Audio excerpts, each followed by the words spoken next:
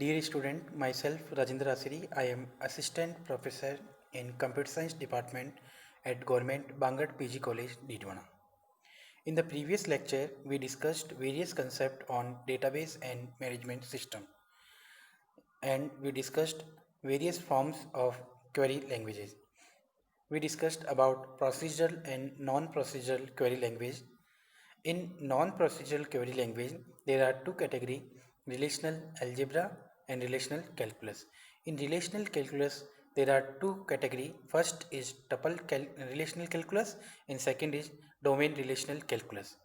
In tuple relational calculus, we discussed about various queries and how to declare or how to define a tuple variable on a particular relation. All these concepts we discussed in just previous lecture in the topic TRC, that is tuple relational calculus. Now in today's lecture we are discussing about DRC, that is domain relational calculus. Now, one thing I already explained to all of you that whenever we are dealing with tuple, it means we are dealing with rows, okay? And whenever I'm saying that domain, then it means I'm talking about the attribute, okay? So, because domains are related to all the possible value of a particular attribute, clear? So, in this lecture, domain relational calculus. It is basically a non-procedural query language. Non-procedural query language means in this user need not to give the information about the procedure of the query. They need to give only about what type of information they want from the database, only what information is required, how information is not required in domain relational calculus, and it is equivalent in power to the tuple relational calculus, right?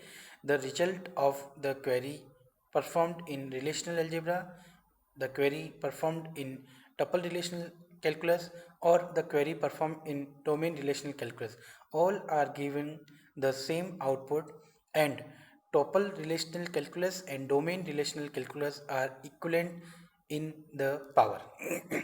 Power means they are having some same properties to perform the query. Now each query in domain relational calculus is of the expression of the form, in the set we are writing the set of the attribute or domain variables which we require to pick and put in the final output, and such that required set of the attribute such that the condition on the or predicate on the all the attribute, right? So here it is written here x1 x2 up to xn represent domain variable. In tuple relational calculus we were taking here tuple variable, and now in domain relational calculus we are taking here domain variables. So x1 x2 up to xn are the domain variables, and p represent a formula similar to that of the predicate calculus. Right? Now some queries are listed here. Suppose we want to find the loan number, branch name and amount for loans over 1200. All the queries we already performed in SQL as well as in tuple relational calculus as well as in relational algebra. Now same query we are performing in domain relational calculus. Only the writing style, only the processing style are different. In case of SQL we are writing select from and where close statements we are writing, okay?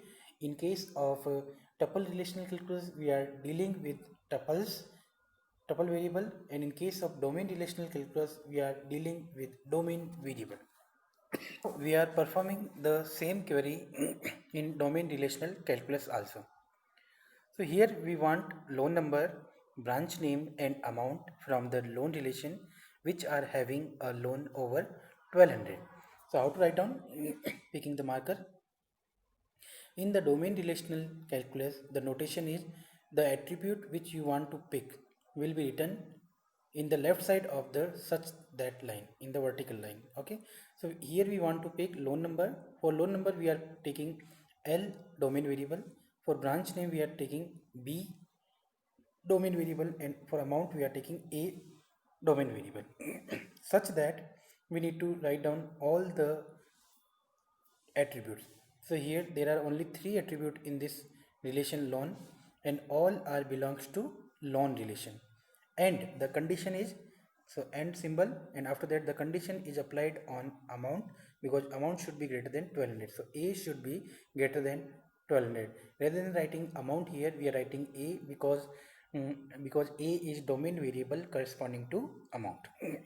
Okay, so first query is clear.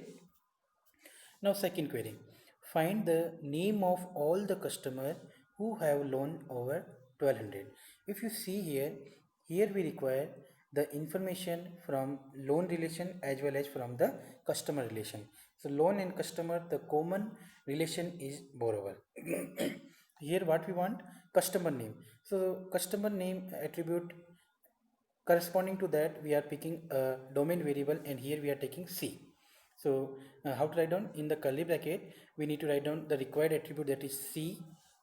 C is the required attribute, such that there exists the remaining attribute. The remaining attribute is L, B and A. Okay, loan number, branch name and amount, and in the parenthesis we are writing the subquery. The subquery is, we want to select customer name and loan number such that they are belongs to borrower, and all the three domain variable like loan number and branch name and amount are belonging to loan, and from the amount a domain variable, that should be greater than 1200.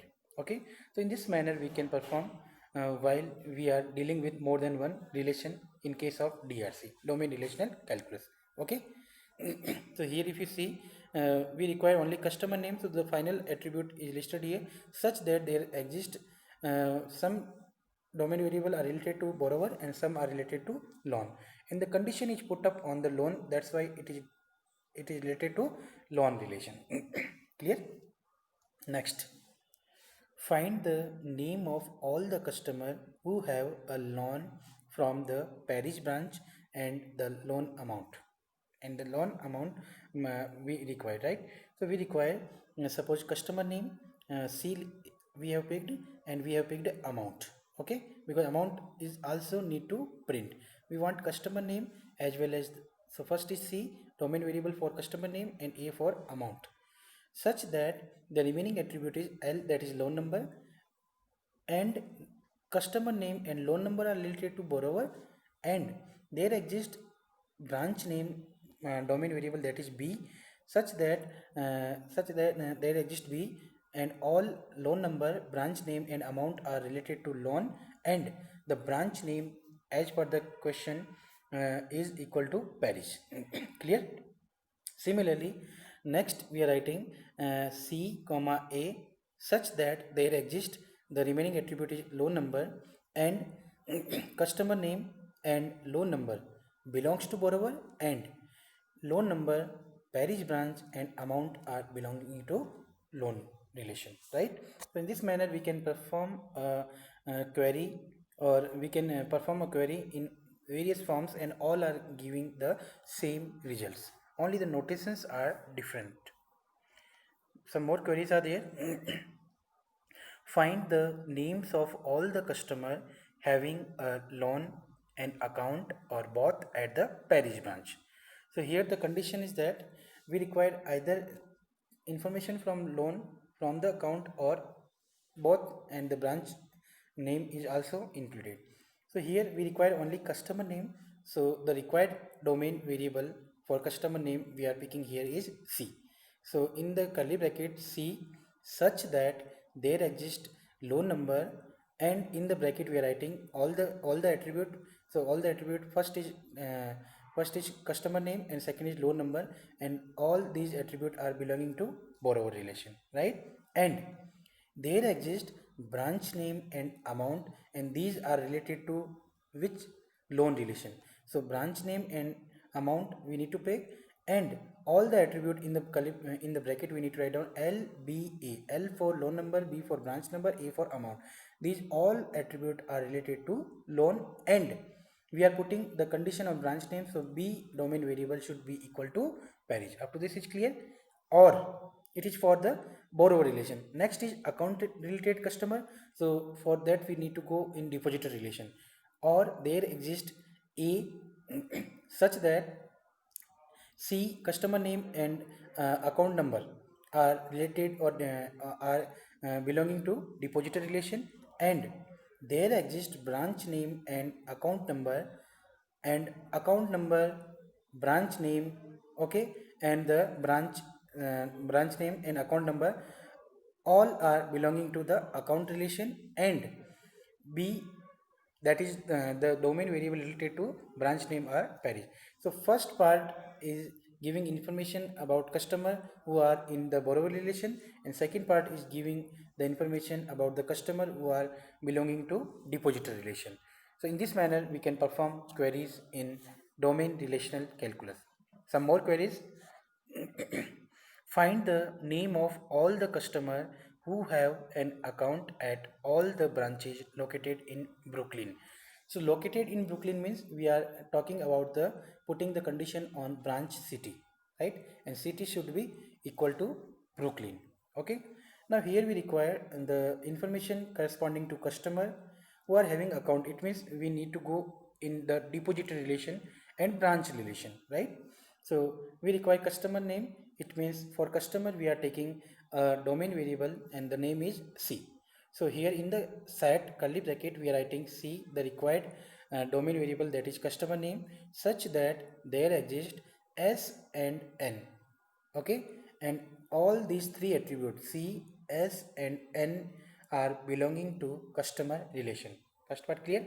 And for all, because the query is talking about all customers, right? It means for all x, y and z, these are the domain variable. What is the significance of x, y, z? So all x, y, z are belongs to branch, and y is attribute we picked for the branch city. Okay, branch name, branch city. Okay, so y equal to Brooklyn. Y equal to Brooklyn. Now it is implying that there exist A and B, some more domain variable we are declaring, such that x, y, z belongs to account relation, and C and A are belongs to depositor. So if you notice here, we are putting condition on what? Brooklyn, that is the branch city, and we are declaring domain variable according to the requirement. Okay, so next is safety of the expression. In safety of the expression we need to decide that our query should not go in infinite state. So the expression forms is, in the curly bracket we need to write down all the required attribute or all the required domain variable, right? So in the curly bracket x1 x2 up to xn, these are the required domain variable, and we are writing such that all the predicate on the different domain variable. Now this expression will be safe if all the following conditions which are written under sign are holding, right? First is all the values that appear in tuples of the expression are values from domain of P. Means it should not go, the values should not be included which are not included in the domain. So all the values should be from domain of P only, means which satisfy the conditions, and that is the value appear either in P or in the tuple of a relation mentioned in the predicate, right? For every there exists sub formula of the form there exists x P1 of x, the sub formula is true if and only if there is a value of x in domain of P1 such that P1 of x is true, right? And for every for all symbol sub formula of the form for all of x P1 of x, the sub formula is true if and only if P1 of x is true for all values of x from domain of P1. So the ultimate point is that in order to maintain the safety of the expression, the result of the domain relational calculus query should be finite. Okay. So in the upcoming lecture, we will be discussing some more new concept. In today's lecture, in summary form, again I am saying that first we discussed about TRC in the previous lecture, and same concept is the DRC, but in TRC tuple variable are used, and in DRC domain variables are used, right? So that's all from this lecture. Some more exciting concept about database and management system will be coming in the next lecture. Thank you.